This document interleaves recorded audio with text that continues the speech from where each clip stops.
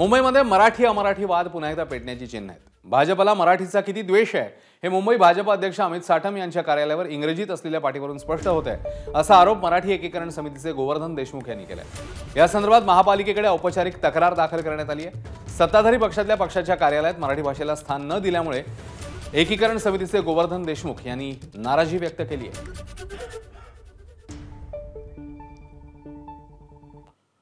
तर कोण कुठल्या शाळेत शिकले यावरून भाषेचा कडवटपणा आणि धर्माबद्दलचा अभिमान ठरत नसतो, अशी प्रतिक्रिया मनसेचे नेते गजानन काळे यांनी आता दिलेली आहे। बघूया।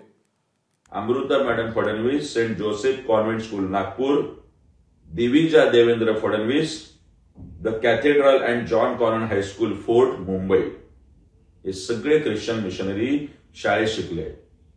यानंतरही बाकी शहाण्यास फार सांगणे न लागे, यापुढे तोंड सांभाळून बोला। फक्त देवेंद्र फडणवीस यांना खुश करण्यासाठी आणि गुडबुक मध्ये जाण्यासाठी अमित साटम करत असलेला चाटुगिरी आता बंद करा। एबीपी माझा, उघडा डोळे बघा नीट।